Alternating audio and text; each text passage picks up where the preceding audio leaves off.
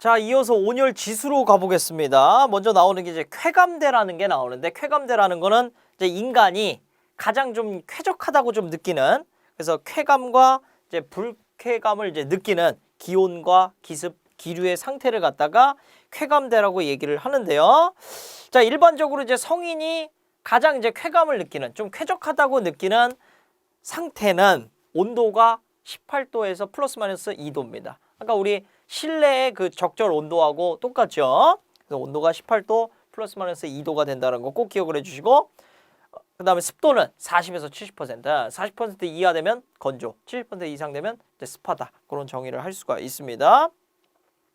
그 다음에 이제 겨울철하고 여름철하고 쾌감 온도가 조금 달라져요. 그렇겠죠. 겨울에는 상대적으로 19도 정도만 돼도 굉장히 쾌적하다, 좀 따뜻하다 이렇게 느끼는 반면에, 여름에는 자체가 더우니까 21도, 21.7도 정도만 돼도 시원하다, 쾌적하다라고 느낄 수 있다라는 겁니다. 그래서 겨울철에는 19도, 여름철에는 21.7도 해서 계절의 이 쾌감 온도의 차이는 있습니까, 없습니까? 있다. 있다 없다로 가끔 이제 나오는데, 있다로 여러분들 꼭 체크를 해주셔야 되겠고, 자, 그 다음에 감각 온도로 가겠습니다. 감각 온도라는 건 이제 체감 온도, 시료 온도가 되는, 이렇게도 얘기를 할 수가 있는데요. 자, 온도, 습도, 기류 세 가지 인자에 의해서 이루어지는 체감을 갖다가 감각 온도라고 합니다. 여기 이제 빈칸을 이제 치는 경우가 있어요. 온도, 습도, 기류 이렇게. 그래서 거기에다가 집어넣을 수 있어야 되겠고요. 감각 온도는 피복, 계절, 성별, 연령별, 기타 조건에 따라서 변화를 하는데, 자, 우리 감각 온도 연령에 따라서, 성별에 따라서 좀 변하죠, 그렇죠? 보통 그 연구 결과에 따라도 보면은 남성하고 여성의 경우에 남성보다 여성이 조금 더 이제 쾌적하다고 느끼는 온도가 남성보다는 좀 더 높대요. 그러니까 높은 온도에서 좀 쾌적함을 느끼고, 남성은 좀 더 낮은 온도에서 쾌적함을 느낀다고 합니다. 그래서 남녀가 같이 있으면은 보통 이제 남자는 이제 좀 더워하는데 이제 여자는 좀 추워하는 이런 경향을 보이는 게, 그게 이제 생리적으로 이제 그렇게 돼 있다라는 겁니다. 자, 그리고 계절에도 변하기 때문에 겨울철에는 화씨로 한 66, 그다음에 여름철에는 한 71 정도로 이제 되어 있습니다. 자, 그다음에 이제 최적 온도로 들어갔는데, 최적 온도는 이제 지적 온도라고도 얘기하고 쾌적 온도라고도 얘기를 합니다. 그래서 최적 온도 또는 뭐 지적도 이렇게 얘기를 하는데, 말 그대로 가장 이제 쾌감을 느끼는, 가장 이제 쾌적하다고 느끼는 온도가 이 최적 온도가 됩니다. 최적 온도는 이제 세 가지로, 주관적 쾌적 온도, 그래서 주관적으로 또는 감각적으로 내가 가장 쾌적하게 느끼는 온도, 그래서 사람마다 다 다를 수가 있겠죠, 주관적 쾌적 온도라는 건. 그 다음에 이제 생산적 쾌적 온도입니다. 이거는 뭐냐면 근무 환경과 관련해서 노동을 할 때 가장 쾌적하다고 느끼는 이 온도가 생산적 쾌적 온도예요.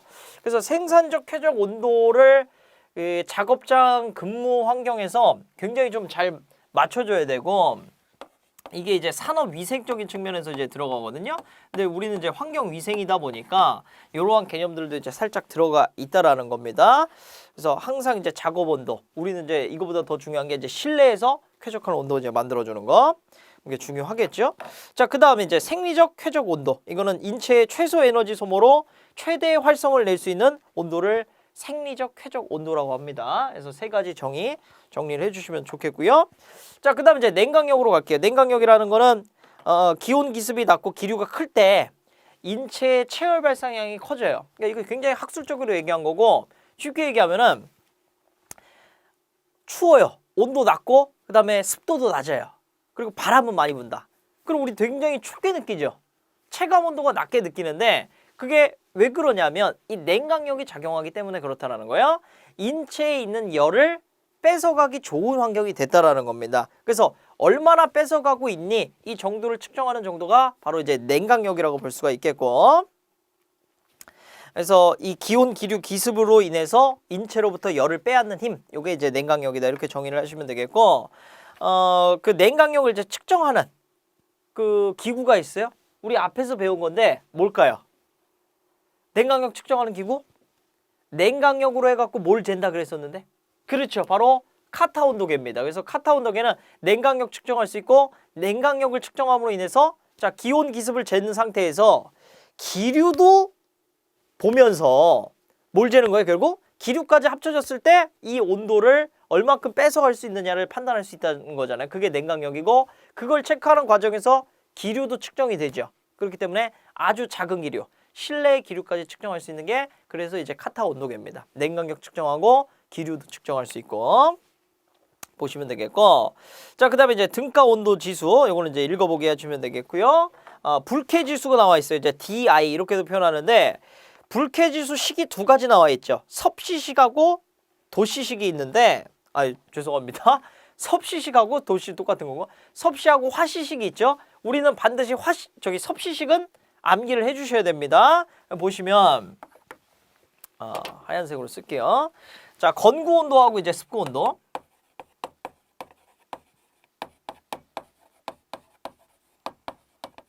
온도를 더하고 우리가 그냥 흔히 얘기하는 오늘 불쾌 지수는 얼마입니다. 이렇게 얘기하는 거 있잖아요. 그게 이제 요 식으로 여러분들 이제 구할 수가 있다라는 거예요.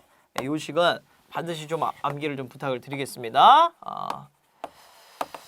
사실 나머지들 막 이렇게 겹치게 그러니까 환경공학 문제들 막 내다가 이거 위생에서는 진짜 중요한데 계산 문제 낼 거 없을까 하고 찾아보는 것 중에 단골 문제가 이 불쾌 지수예요. 그래서 하나 꼭 기억해 주실 필요가 있고 가끔 가다가 진짜 정말 가끔 나오는데 환경공학에서도 불쾌 지수 문제가 나올 때가 있어요. 그러니까 사실은 이제 보건도 공부했니 하는 측면에서 이제 물어보는 경우인데 사실 그거는 조금 경우가 없는 상황이라고 좀 생각은 들지만은 자 어쨌든 간에 이거 대비해 놓으시면 뭐 보건 문제뿐만 아니라 공학 문제도 가끔가다 나오는 문제까지도 해결이 되는 문제다 보니까 꼭 암기를 좀 부탁을 드리겠습니다. 습구 온도 플러스 건구 온도 곱하기 0.72에 플러스 40.6을 하면은 그 불쾌 지수라는 게 나오고 자 불쾌 지수를 이제 평가를 해야 되는데 불쾌 지수가 70이 되면은 한 10%의 사람이 불쾌감 느끼고요. 점점 올라갈수록 이제 느끼는 사람이 커지겠죠. 75 정도 되면 50%, 80 되면은 100% 모두 다 이제 불쾌감을 느낀다라는 거고 85가 되면은 견딜 수 없는 상태가 된다. 요게 이제 불쾌 지수입니다. 자, 그다음에 이제 WBGT가 나와요. WBGT.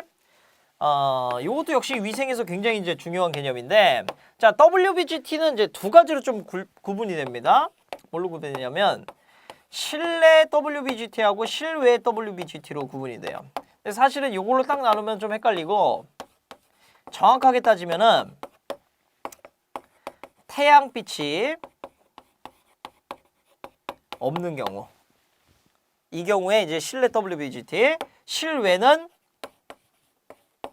태양빛이 반드시 있어야 되는 경우예요.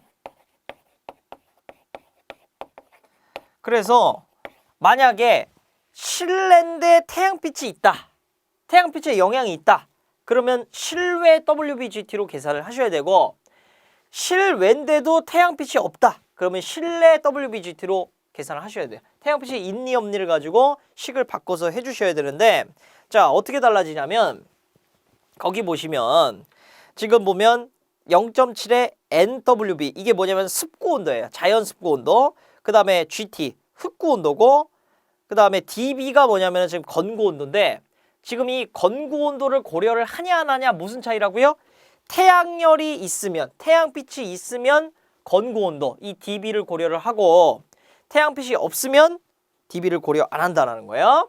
자 그래가지고 식을 한번 써보면 WBGT 습구 흑구 온도니까 그냥 그대로 식을 써주시면 돼요. 0.7 습구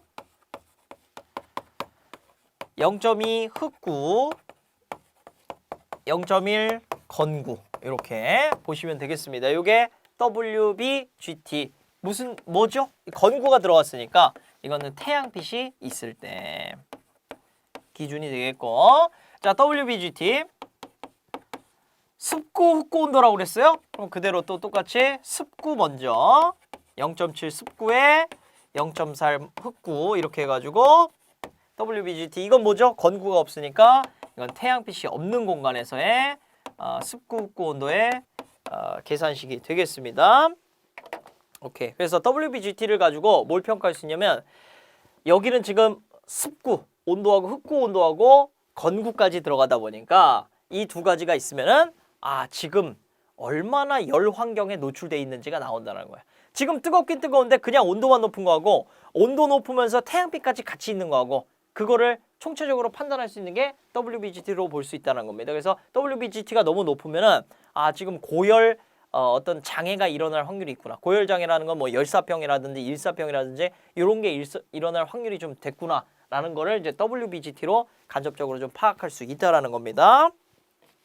자, 그렇게 보시면 되겠고 넘어가겠습니다. 자, 기압이라는 건 이제 압력 체크하는 건데 이제 측정 기구 정도만 정리해 주시면 될 것 같아요. 두 가지가 있죠. 수온 기압계와 이제 아네로이드 기압계 두 가지로 이제 기압을 측정을 한다라는 거. 자, 그다음에 일광으로 가겠습니다. 일광 이제 선라이트 돼 있는데 사실 우리가 햇빛이죠.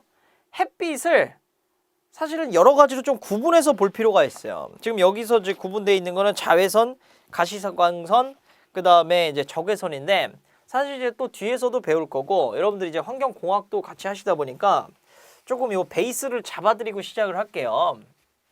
뭐냐면 햇빛이 이렇게 있고 우리가 이렇게 지구에 있습니다. 그죠? 우리는 햇빛 때문에 저기 살아간다고 해도 무방할 정도로 햇빛에서 많은 에너지들을 받고 있어요. 그죠? 근데 자 이렇게 단편적으로 좀 구분을 하자면은 우리가 보이는 태양빛이 있고 안 보이는 태양빛이 있어요. 이렇게 좀 정의하겠습니다. 우리가 보이는 거를 가시광선이라고 정의할 수 있어요. 태양빛 중에 그러니까 전체 태양빛 중에 우리가 보이는 정도의 파장 범위가 가시광선이에요. 그 다음에 우리가 안 보이는 영역부터 이제 써보면은 이제 적외선. 안 보입니다. 그리고 전파. 안 보이죠? 전파 안 보이는데 이걸로 라디오 듣고 다 내비게이션 켜고 GPS 잡고 하잖아요. 그죠? 안 보이는데 전파. 파장 길이가 점점 길어질수록 이렇게 된다는 거고 짧아지면 우리 눈에 안 보이지만은 우리 맨날 살 타서 선크림 맨날 바르고 하는 거예요. 뭐 때문에 몰라요? 그렇죠. 자외선. 그 다음에 열로 내려가면 뭐 알파, 베타, 감마. 감마. 그다음 뭐 X선. 뭐 이런 것들이 여기에 좀 들어갑니다. 이게 다 어디 들어있냐면 태양빛에 들어있어요. 근데 태양빛 중에서 자외선은 누가 흡수를 하죠? 보통 이제 여기 있는 성층권의 오존이 이 자외선을 차단하면서 이 유해한 선들을 우리한테 못 오게끔 막아줘요. 그런 아주 중요한 역할을 하고 있고 대부분이 이제 자외선 일부하고 가시광선 들어오고 그다음에 적외선 또 얘는 자 가시광선보다 적외선 전파로 갈수록 뭐가 되냐면 파장 길이가 길어져요. 자, 이 태양빛의 성질이 뭐냐면 파장 길이가 길어지면 길어질수록 뭐가 되냐면 투과력이라는 거는 약해집니다. 이런 특징을 갖고 있어요.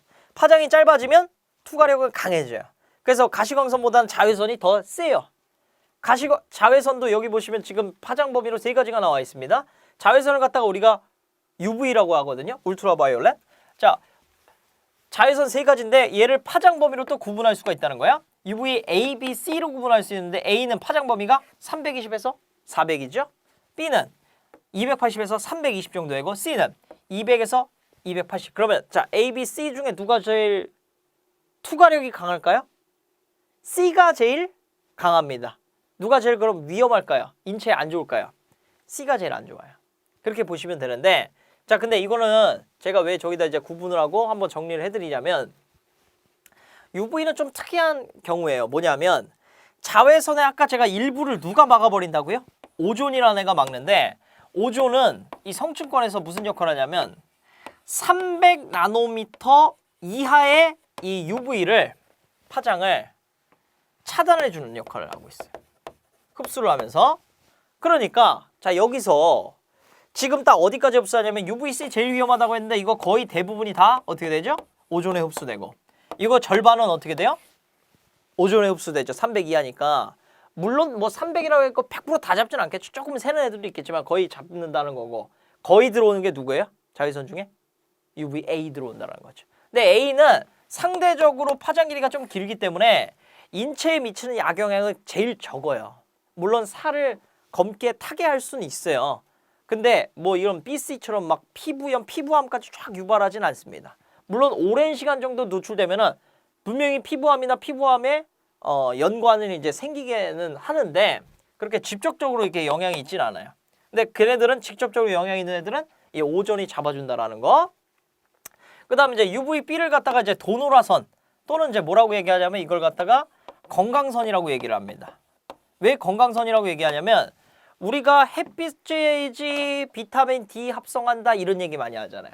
그 비타민 D의 합성에 굉장히 관여하고 있는 게 이 도노라선이에요. 도노라선, 도노선이라고도 하고, 그 UVB, 도노라선이라고도 하고, 건강선이라고도 하고, 요 정도 파장 범위 갖고 있다. 뭐 학자들에 따라서 290에서 315 이렇게 하시는 분들도 있고, 뭐 290에서 310 이렇게 하시는 분들도 있고, 뭐 280에서 310 이렇게 하시는 분들도 있는데 저는 딱 그 모두를 아우를 수 있는 우리 범위 280에서 320 정도 된다라고 보시면 되겠습니다. 학자들에 따라 약간의 수치는 다를 수 있으나 여러분들은 그런 지금 변동이 되고 있는 수치들은 시험 문제 정확하게 안 나오고 나오는 건 뭐 나올까요?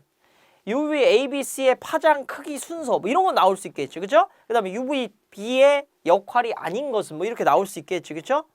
도노라선으로 불리는 것은 뭔가 UVB 고를 수 있겠죠. 이런 식으로 우리가 딱 시험 문제에 나올 수 있는 것만 나오니까 선생님 그 파장이 변동되면 어떻게 해요?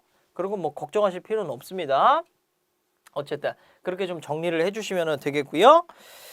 자, 그 다음에 자 여기에 지금 자외선의 인체에 대한 작용들이 나와 있어요. 거기 뭐 피부암 백내장, 뭐 홍반, 생속 침착, 뭐 피부 박리, 경막염, 뭐 그리고 긍정적인 작용은 비타민 D의 뭐 형성, 그리고 살균 작용, 뭐 적혈구 생성 뭐 이런 거 촉진한다라고 나와 있죠. 하나 보시면 되겠고.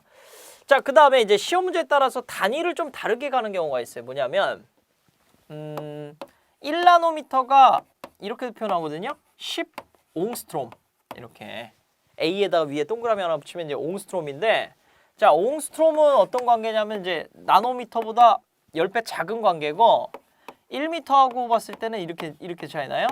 10의 10승 옹스트롬. 요 차이 갖고 있는 게 이제 옹스트롬 단위인데 그러면은 자 10배 차이 나니까 이거 자외선 어떻게도 표현할 수 있어요. 그렇죠.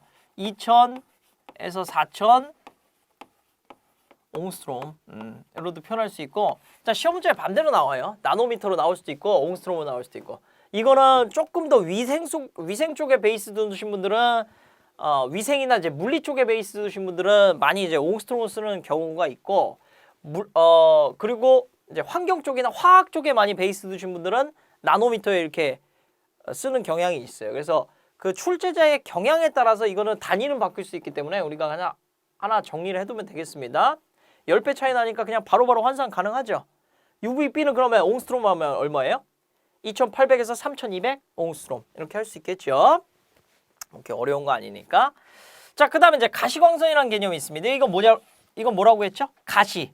우리 눈에 보이는 눈으로 볼 수 있는 이 파장을 갖다가 가시광선이라고 얘기를 하고요.